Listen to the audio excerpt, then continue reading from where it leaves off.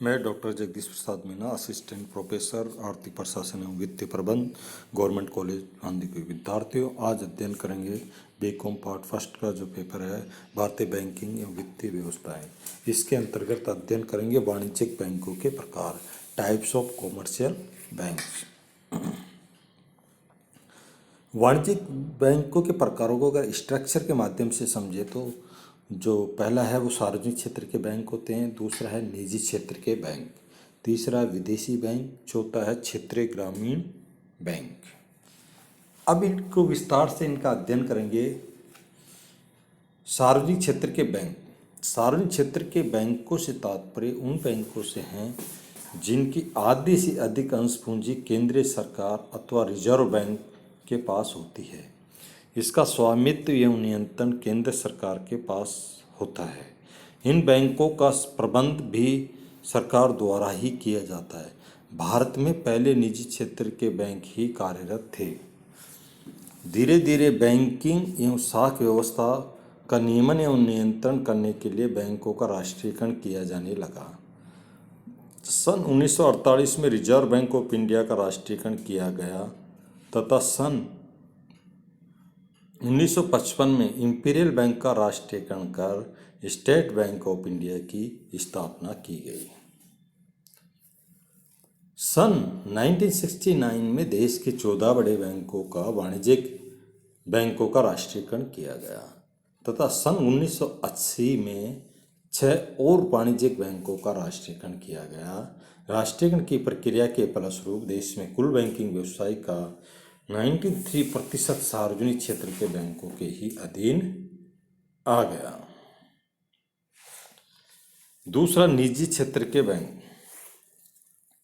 निजी क्षेत्र के बैंकों से तात्पर्य उन बैंकों से हैं जिनके आधे से अधिक अंश पूंजी निजी व्यवस्थाओं, निजी व्यक्तियों, संस्थाओं के हाथों में होती है। ये बैंक एक सीमित दायित्व वाली कंपनी के रूप में पंजीकृत होते हैं। इन बैंकों पर रिजर्व बैंक का सीमित नियंत्रण होता है।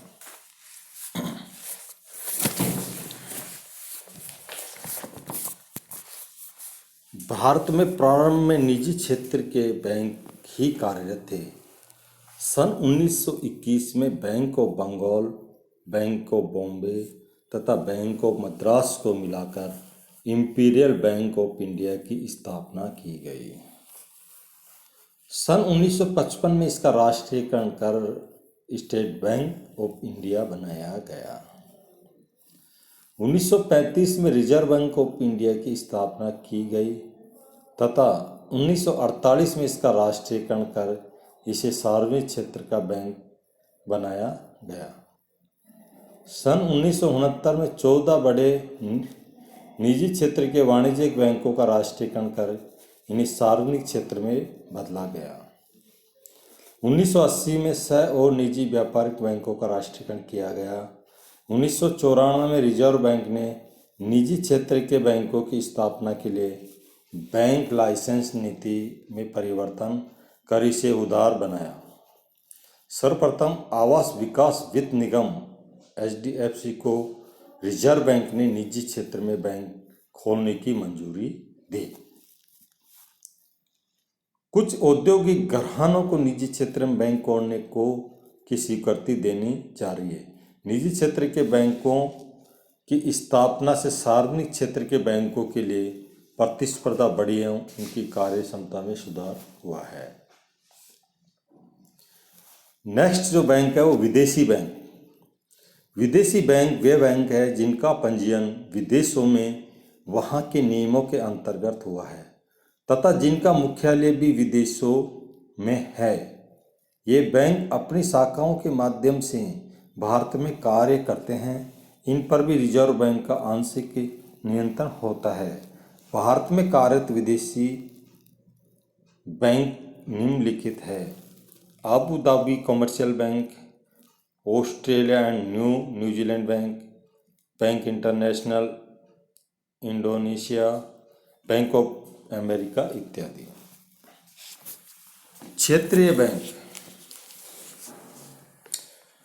वाणिज्यिक बैंकों की ग्रामीण क्षेत्र में शाख सुविधाओं की सीमाओं को ध्यान में रखकर भारत सरकार ने श्री एम नरसिम्हम की अध्यक्षता में एक कार्यकारी दल गठित किया गया, जिसे क्षेत्रीय ग्रामीण बैंकों की कार्यप्रणाली के संबंध में सुझाव देने थे। इनके मुख्य सुझावों को ध्यान में रखकर 26 सितंबर 1975 को देश में क्षेत्रीय ग्रामीण बैंक स्थापित करने का अध्यादेश जारी किया गया तथा 2 अक्टूबर 1975 से इन बैंकों ने अपना कार्य प्रारंभ कर दिया। इस अध्यादेश को कानूनी स्वरूप प्रदान करने के लिए 1976 में क्षेत्रीय ग्रामीण बैंक अधिनियम 1976 पारित किया गया। अब ये बैंक इस अधिनियम के अंतर्गत संचालित किए जा रहे हैं। प्रारंभ में क्षेत्रीय ग्रामीण बैंक मुरादाबाद, गोरखपुर उत्तर प्रदेश में है, भिवानी हरियाणा में, जयपुर राजस्थान में तथा मालदा पश्चिम बंगाल में स्थापित किए गए हैं। इन बैंकों के प्रायोजक बैंक क्रमशः syndicate bank, state bank of India, Punjab national bank, United commercial bank, United bank of India थे। धीरे धीरे देश के अन्य भागों में भी क्षेत्रीय ग्रामीण बैंक स्थापित किए गए हैं। 31 मार्च 2016 को देश के क्षेत्रीय ग्रामीण बैंक की 20,904 शाखाएं कार्यरत थी। ये बैंक देश के 718 जिलों में कार्यरत हैं।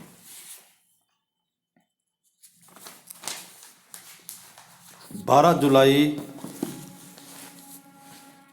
1983 को नाबार्ड बैंक की स्थापना के बाद इनका नियंत्रण नाबार्ड को सौंप दिया गया।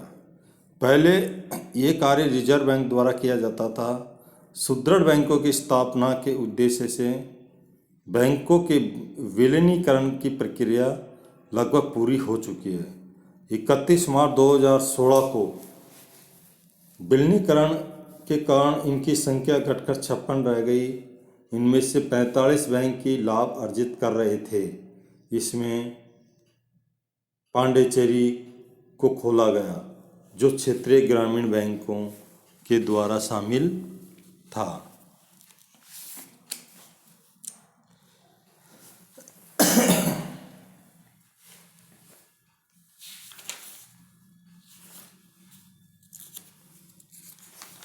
कॉमर्शियल बैंक, जो देश के विकास में इनकी महत्वपूर्ण भूमिका होती है,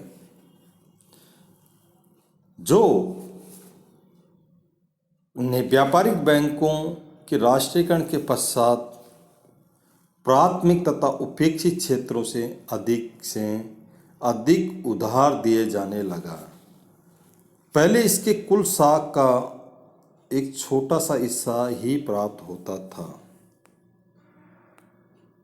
किंतु अब राष्ट्रीय नीति निर्देशानुसार बैंकों के लिए अपनी कुल जमाओं का कम से कम 40% भाग प्राथमिकता प्राप्त क्षेत्रों को दिया जाना अनिवार्य है। सौभाग्यवश भारतीय बैंकों ने 40% के इस लक्ष्य को समय से पूर्व ही प्राप्त करना अनिवार्य है। किंतु मार्च 2006 में कुल साख का लगभग 40.26% भाग प्राथमिकता प्राप्त क्षेत्रों को प्रदान किया जा रहा था।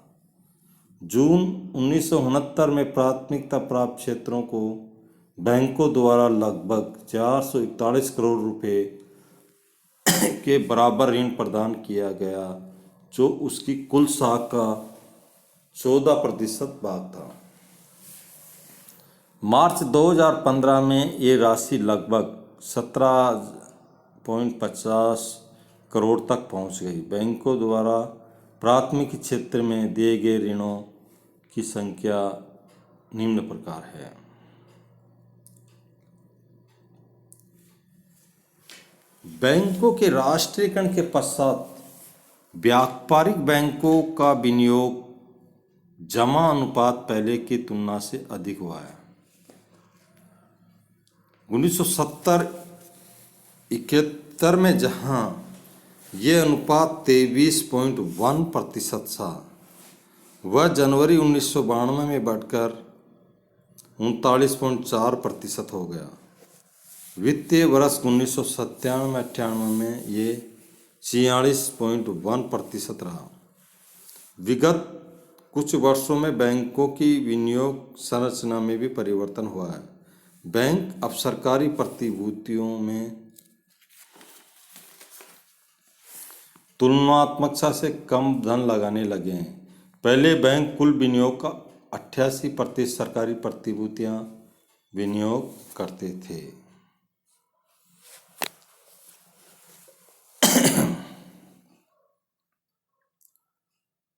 सन 1960 में फ्लाई सेंट्रल बैंक तथा लक्ष्मी बैंक के फैल जाने के बाद भारत में बैंकों के प्रति जमाकर्ताओं का विश्वास डगमगा गया था। इन बैंकों के प्रति गिरते इस जन विश्वास को रोकने के लिए 1 जनवरी 1962 को जमा विकास तथा साख गारंटी निगम की स्थापना की गई। इसकी स्थापना का उद्देश्य छोटे छोटे जमाकर्ताओं द्वारा जमा कराई गई राशि को सुरक्षा एवं संरक्षण प्रदान करना था। 1 मई 1993 से प्रत्येक जमाकर्ता की 1 लाख रुपए की जमा राशि अब पूरी तरह सुरक्षित रहेगी। लेकिन बैंकों के राष्ट्रीयकरण के कारण अब 90% जमा राशि बैंकों के पास होने के कारण इस निगम की कोई विशेष उपयोगिता नहीं रह गई है। एम के नरीमन की अध्यक्षता में गठित समिति ने बैंकिंग विकास के लिए अग्रणी बैंक योजना का सुझाव दिया। रिजर्व बैंक ने नरीमन समिति की सिफारिशों को स्वीकार करते हुए देश में 335 जिलों को 17 बैंकों के सुपुर्द कर दिया। प्रत्येक बैंक के हिस्से में जो जिला आया था वह उस जिले का अग्रणी बैंक कहलाता है। अब 458 जिलों में इनके 51,126 कार्यालय काम कर रहे हैं। इनमें से 30,960 कार्यालय बैंक सुविधा से रहित क्षेत्र में खोले गए हैं। संक्षेप में अग्रणी बैंक वह बैंक है जिसे एक या एक से अधिक जिलों में बैंकिंग विकास तथा आर्थिक विकास एवं सुविधाओं का अग्रणी उत्तरदायित्व सौंपा गया है। व्यापारिक बैंकों द्वारा हाल ही के कुछ वर्षों में बचत की प्रवृत्ति को प्रोत्साहन देने, अपने निक्षेपों में वृद्धि करने तथा देश की सामान्य जनता को अधिक से अधिक लाभ पहुंचाने की दृष्टि से कई नवीन योजनाओं शुरुआत की गई। इनमें से मुख्य निम्नलिखित है। उपभोक्ता ऋण योजना।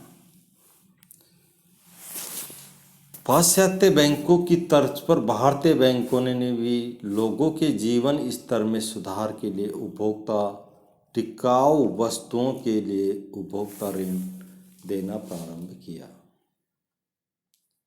ये ऋण व्यक्तिगत ऋण योजना के अंतर्गत मोटर कारों, स्कूटर, कपड़े धोने की मशीनें, फर्नीचर, पंखों तथा अन्य टिकाऊ वस्तुओं की खरीद के लिए दिए जाते हैं। बैंक उपभोक्ता ऋणों को ग्राहकों से आसान किस्तों में वसूल करते हैं। आजकल इन ऋणों की मांग उपभोग संस्कृति के कारण तेजी से बढ़ती जा रही है।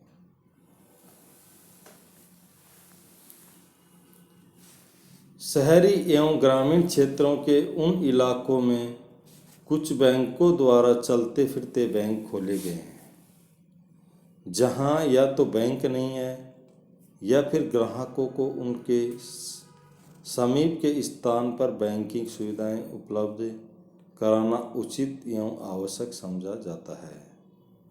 ये सहिष्णु बैंक अपने कार्यक्षेत्र के दायरे में नियत समय एवं नियत स्थान पर प्रतिदिन पहुंचते हैं और सभी प्रकार की बैंकिंग सुविधाएं अपने ग्राहकों को उपलब्ध कराते हैं।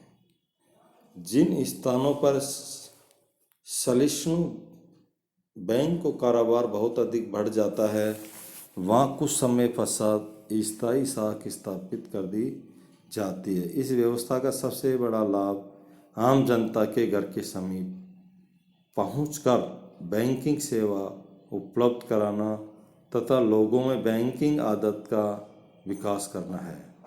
भारत में सबसे पहले 1950 में स्टेट बैंक ऑफ पटियाला द्वारा सहिष्णु बैंक खोला गया था। बाद में जयपुर बैंक द्वारा 1957 में एक और सहिष्णु बैंक खोला गया, किंतु ये दोनों प्रयोग असफल रहे।